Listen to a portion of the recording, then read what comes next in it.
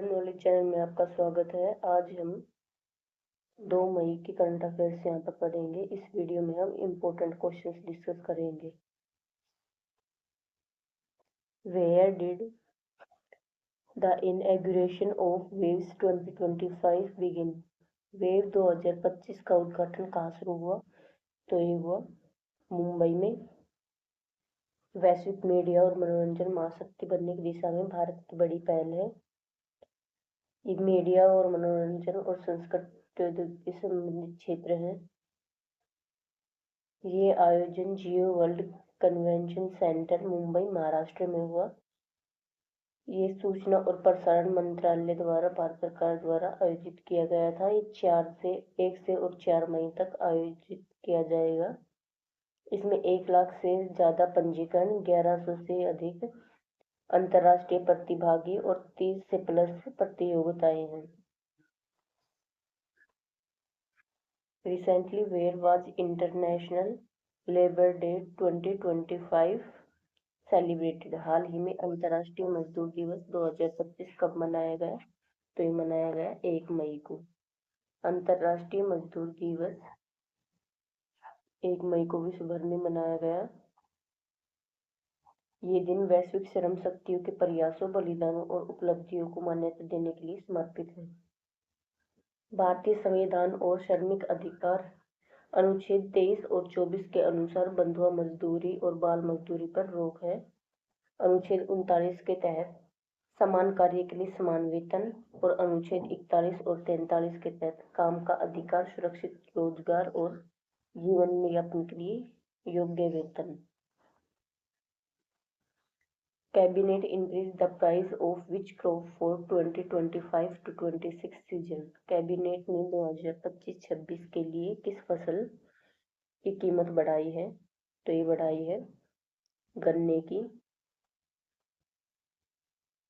When did RBI launch the Flow portal for all stakeholders to use?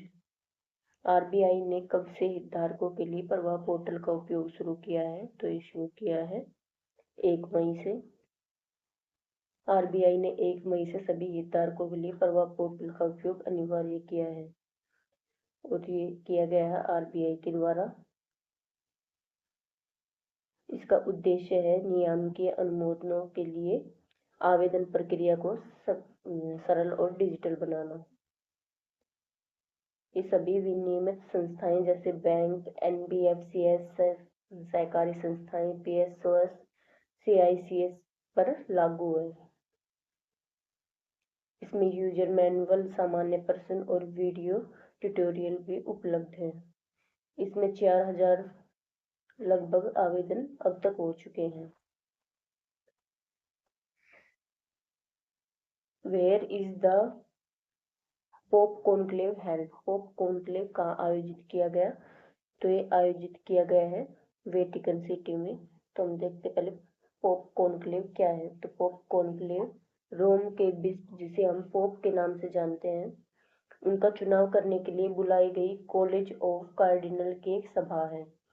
ये Catholic pope को Saint Peter का प्रेरित उत्तराधिकारी मानते हैं और कैथोलिक चर्च का सांसारिक प्रमुख भी मानते हैं। ये किसी राज्य के प्रमुख को चुनने की सबसे पुरानी ऐतिहासिक पद्धति है जो आज भी उपयोग की जाती है। इसमें 80 वर्ष से कम आयु वाले कार्डिनल गुप्त मतदान करते हैं और इसके लिए 2/3 बहुमत आवश्यक है। रघुजी भोसले हिस्टोरिक स्वॉप brought back to India, who were they? Raghuji Bhosale की ऐतिहासिक तलवार को भारत वापस लाया गया, वे कौन थे? तो वे मराठा योद्धा थे। उनकी तलवार को वापस महाराष्ट्र सरकार द्वारा लंदन की नीलामी में लाया गया है, जिसमें उन्होंने 47.15 लाख की खरीदी है। ये तलवार फिरंगी शैली की है, बास्केट हिल्ट और सोने की सजावट है इस पे एक शिलालेख भी लिखा गया है जो है श्रीमंत रघुजी भोसले सेना साहिब सुबाहा फिरंग। ये विरासत को संरक्षित करने के लिए एक अधिग्रहण है। रघुजी भोसले नागपुर भोसले वंश के संस्थापक थे और मराठा साम्राज्य का इन्होंने विस्तार किया। इन्होंने जगन्नाथ मंदिर का पुनरुद्धार किया, सामरिक सैन्य विजय की। ये इनकी तलवार भारत से बाहर कैसे गई, तो तलवार 1817 की सीताबुल्दी की लड़ाई के बाद लूटी गई वस्तुओं में थी, जब Nagpur Bhonsle British East India Company से हार गए थे। When will World Tuna Day be celebrated in 2025? विश्व टूना दिवस 2025 कब मनाया जाएगा, तो ये मनाया जाएगा 2 मई को। विश्व टूना दिवस हर साल 2 मई को संयुक्त राष्ट्र के समर्थन से मनाया जाता है। इसका उद्देश्य है वैश्विक खाद्य सुरक्षा, आर्थिक विकास और समुद्री जैव विविधता में टूना मछली के महत्व को उजागर करना। ये पहली बार 2 मई 2017 को मनाया गया। 7 दिसंबर 2016 को संयुक्त राष्ट्र महासभा ने प्रस्ताव ARES 71/124 को अपनाया, जिसमें 2 मई को विश्व टूना दिवस घोषित किया गया।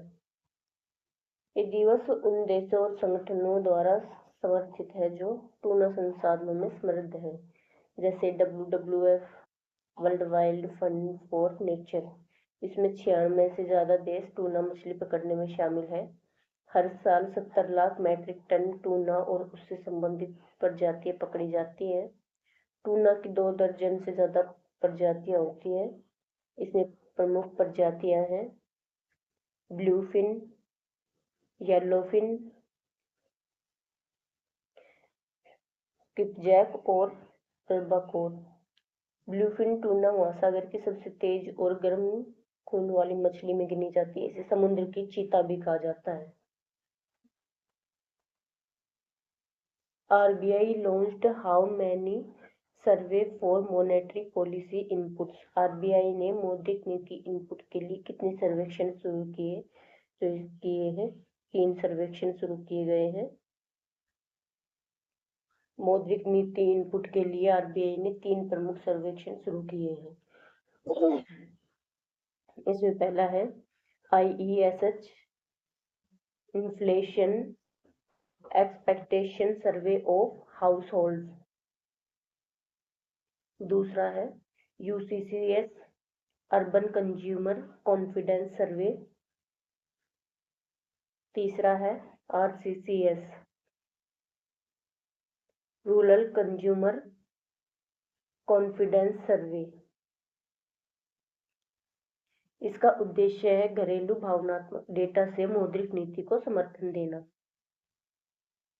इसमें कवरेज की गई 19 शहर, IESH और UCCS के 19 शहर, RCCS से 31 राज्य केंद्र शासित प्रदेश, ग्रामीण और अर्धशहरी क्षेत्र भी। इसमें मुख्य विषय है महंगाई, रोजगार, आय, खर्च, आर्थिक भावना।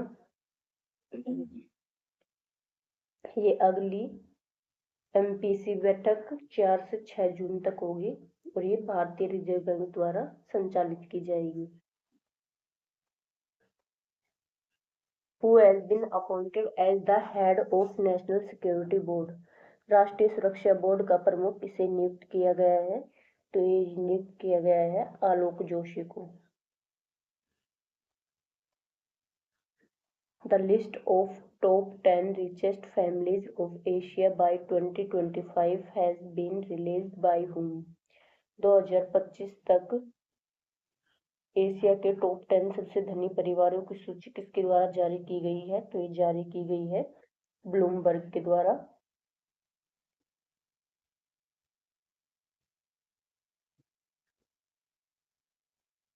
एशिया के 10 सबसे धनी परिवारों की सूची को जारी किया है। ये अर्थव्यवस्था और व्यापार से संबंधित सूची है। इसमें भारत, थाईलैंड और इंडोनेशिया से ज्यादातर फैमिलीज है। ये 31 जनवरी 2025 को, और इसमें एशिया के 20 सबसे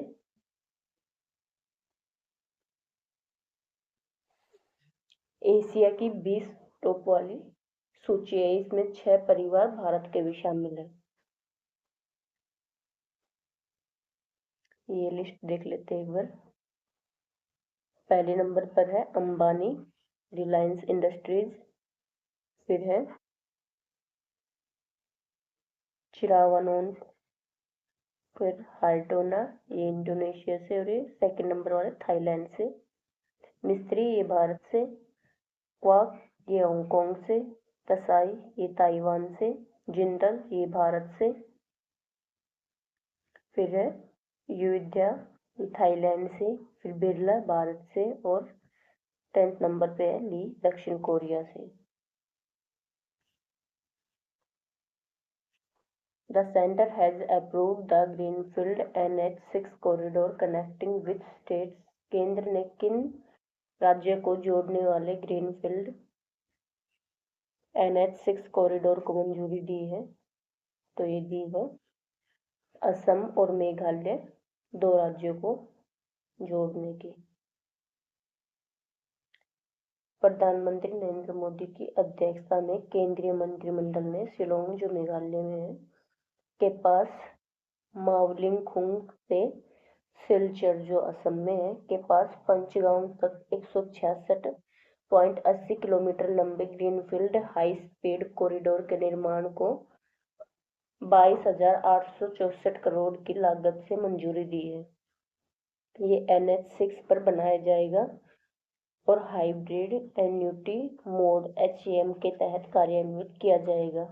इसमें 4 लेन वाली नियंत्रित प्रवेश हाईवे है, जो 166.80 किलोमीटर लंबी है और ये पहाड़ी इलाकों से होकर गुजरती है। ये परियोजना PM गति शक्ति राष्ट्रीय मास्टर प्लान और आत्मनिर्भर भारत अभियान के तहत लाई गई है।